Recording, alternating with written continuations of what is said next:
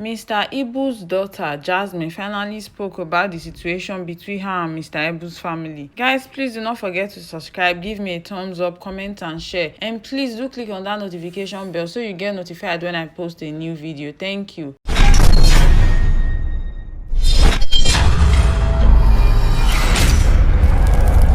RCD Hot on News Media. So Jasmine has made video concerning this whole issue and allegation that has been going on, that they said she stole money alongside Mr. Ibu. So she has finally come to explain exactly what happened, and it has different parts. Right at this moment, it's up to 4 parts. I can't just put everything together because it will be too long and maybe you get bored. So I'll put them section by section. I'll put part 1, then I'll do part 2, part 3, and 4. What I will have just advised this Jasmine, she should just leave the family alone. I'm not saying this out of a hateful place or anything. When you are trying to help people and they are not appreciating the help, according to her, there's no need forcing yourself. Don't go to where you are tolerated, go to where you are appreciated. There are times that no matter what you do for people to like you, they will never like you no matter what you do. So why even bother? There's no need. Just listen and tell me what you think at the end of the day. Thank you. Hi everyone, as you all know, my name is Lady Jasmine C, and today I want to say thank you to everybody, most of all those who had faith in me, who believed in me, who patiently waited till this day for me to come and speak on behalf of myself. To all the good Nigerians out there who during this trying period showed their immense support by checking up on me, calling to know how I'm doing.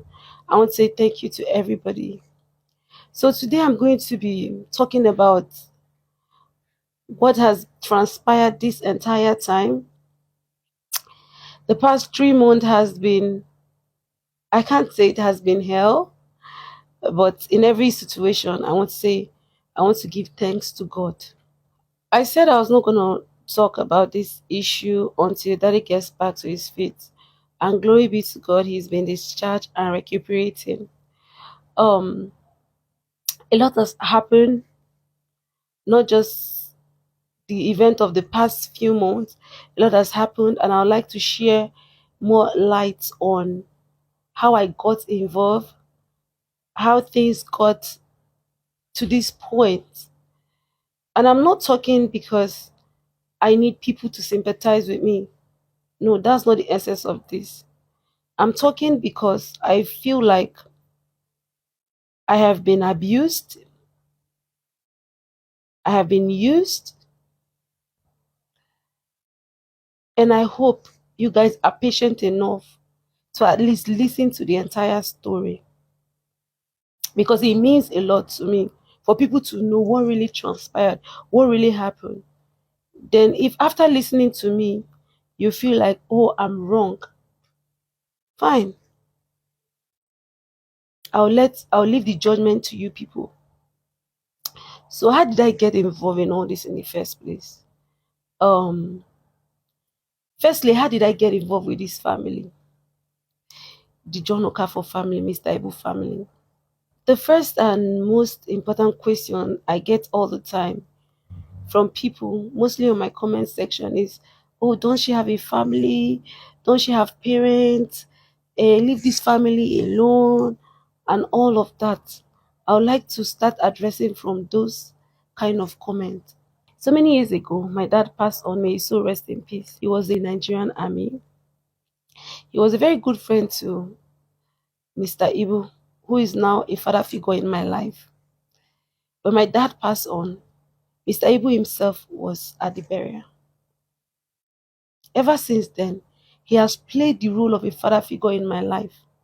Not for once have I ever needed somebody as a father that he was not there for me.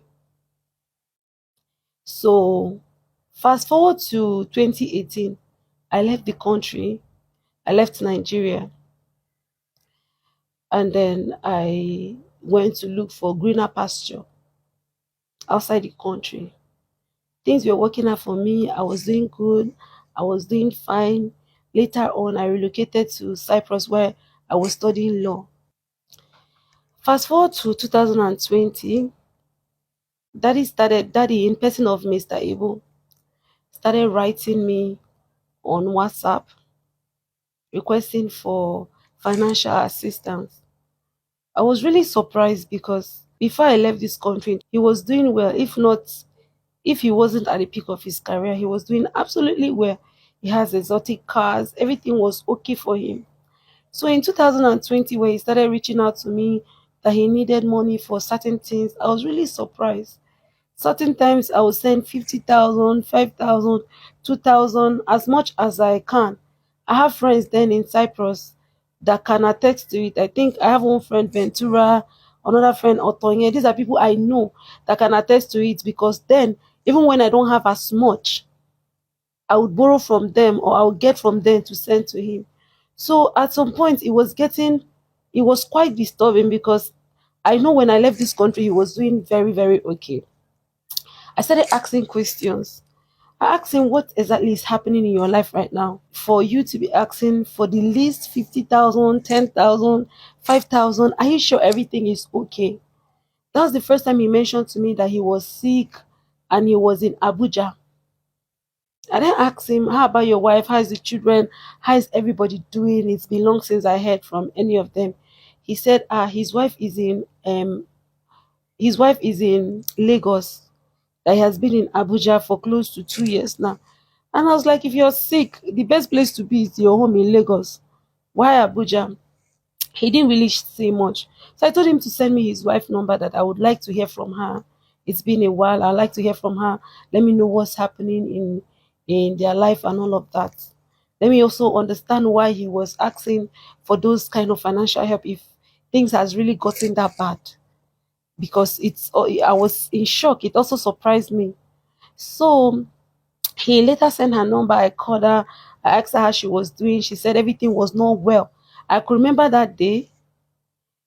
The first day I contacted her after a very long time, she said everything is not well, that her husband has left the house for over 2 years. He has abandoned the children and everything.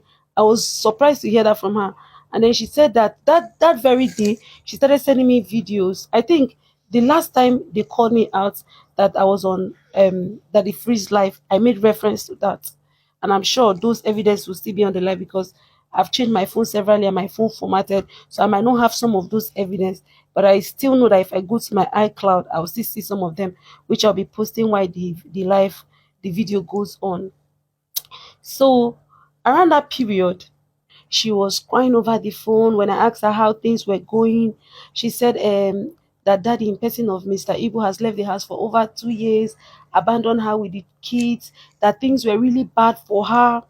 Even that day, she sent me a video of NEPA people cutting the light as of when I called her. The NEPA people were there. She went to her car. She showed me her car, that there was no fuel in her car. Her car was in a very bad condition. That in fact, that if I don't intervene, no, no, no, no, no, no, no. The NEPA people will cut the light and there will be no light there will be no light in the house. And the children were drinking Gary, that there was no food in the house for the children, that they were drinking Gary, that things has gotten real bad, that since daddy was in Abuja, he was not really in a very good state to help them and support her. And for her, she's not doing any work. She according to her, she married him. She has not had any job. She has not done anything. She has no means of sustaining the family. I mean, she totally depends on him to be able to sustain the family and pay school fees for the children. So I said, okay, me, I'm in Cyprus zone. I'm studying. I showed her some of my school stuff that I'm studying law. This is where I am. We're trying to catch up with each other. And I told her this is where I am right now. But I'll try and see if I can raise at least 100,000 and send to her so that she can sort out the little she can solve. She said, okay. That day I sent her 100,000. The proof of that 100,000 I sent her is in the previous live video I did with Daddy Freeze. I sent her 100,000 naira. She called me, she thanked me, said that 100,000 will go a very long way for her. I said, okay. Subsequently, I will keep in touch. That was my first encounter with her after a very long period of time. But that was my first time talking to her after a very long period of time, after I left the country and everything. So from there, she started chatting me every day. We were talking. Subsequently, she would send me for every single time we're having conversation, it was about the issues in the house and all of those things. And at the point, she started complaining to me that she's not able to reach daddy on the phone in person of Mr. Ibu, that when she calls him in Abuja, he doesn't pick and all of that. So she will ask me to call daddy on her behalf and talk to daddy that daddy should send something for her and the kids. And I've been supporting her in the little way I can during that period. My friends in Cyprus, I can call their names here. I'm sure most of them are still alive, although I'm not in contact with some of them because I've left Cyprus for a while. They are aware. Some of them are aware because when I don't have, I'll ask my friend, "Oh, please help me. I want to send." They know how close I was to the family and how I was always concerned about the family. So at one point, I said I was coming back to Nigeria because at that point I was dating someone and we're talking about getting married. So I had a reason to come to Nigeria, and I told her, I said, "Look, I'm coming to Nigeria. When I come to Nigeria, we'll sit down and talk. Then we'll know how to solve some of all these issues that is going on, you know."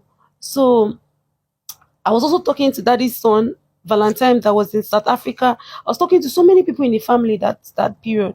So when I came back to Nigeria, I was supposed to come to Lagos. In fact, she was supposed to meet me at the airport, but she couldn't meet up.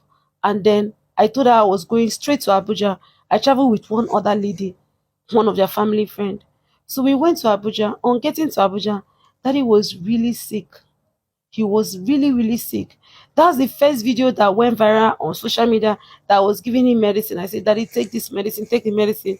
I am sure I'll put it on the screen during the course of the video. So daddy was really sick. The condition I met him was really bad. I have a lot of videos we made that day. Asking what was happening. He said he's really down for the past 2 years. He don't know what is happening. I said, "Why haven't you gone home if things are really that bad? Go home and stay with your wife. At least she will take care of you. Now that you are here in this hotel," the name of the hotel he was then was Nana Suit. You people can go and find out how long that he stayed in Nana Suit. I know I heard when I came, I heard he lived in so many hotels in Abuja before finally living in Nana Suit. I'm sure people that are watching this video, some people will be able to go there and make inquiries. It was in Nana Suit Hotel that I went and found that day.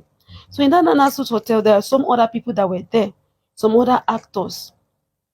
During the course of this video, I'll be mentioning some names.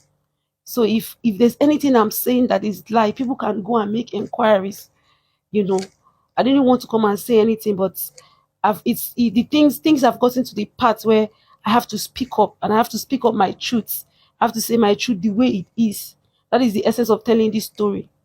The way it is. If after knowing my truths, you people still deem it fit to condemn me, it's fine.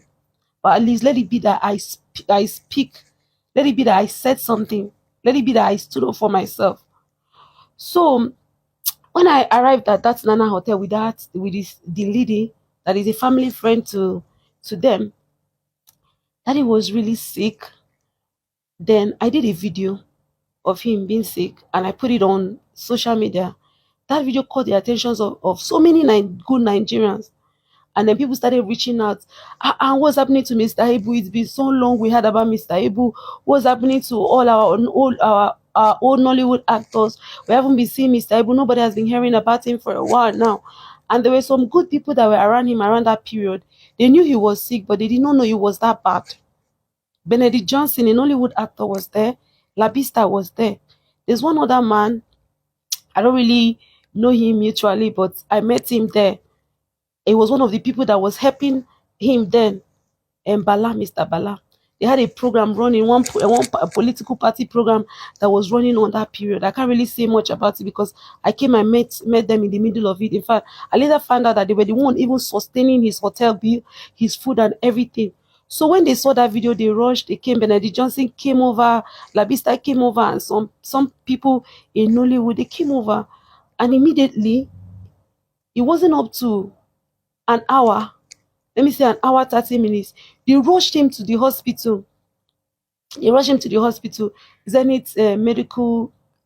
Kidney and Medical Center. When they took him to the hospital, I believe Benedict Johnson, by the grace of God, he's alive and healthy. He knows most of he should be able to relate to most of the things I'm going to say during this period in Abuja. They took him to the hospital. The doctors saw that they saw his former medical reports from the previous hospital he was. And what the doctor said that day, I won't forget, he said If this medical report that they came with is the state of him, of daddy right now, that means things are really bad. And then I could remember then, if the people that were there can attest to the fact that daddy was saying, death is near, death is near, death is near. I was rebuking him. I said, death is not near, you're not dying anytime soon. So the hospital, they said they had to make a deposit of a particular amount of money. Benedict Johnson and Labista were running around with some other people, the Bala man. They were running around. They were able to raise a certain amount of money, and then they made deposit at that hospital, Zenith Hospital.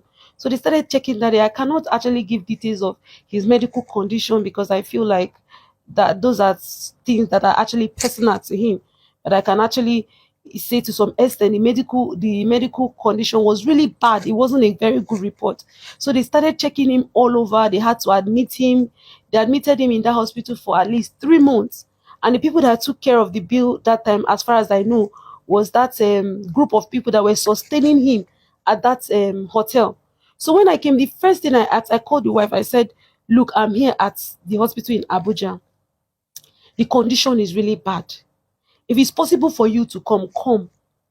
She now said, that she doesn't have transport, or that she doesn't have money for flight. She can't come. That they said we're going to arrange money for her to come and all of that. I said, okay. So I spoke to daddy. I said, we need to find a way for your wife to come so that she can actually take care of you. Thank you for watching my video. Please do not forget to like, subscribe, share, and hit the notification bell. And please do kindly leave your comments in the comment section below.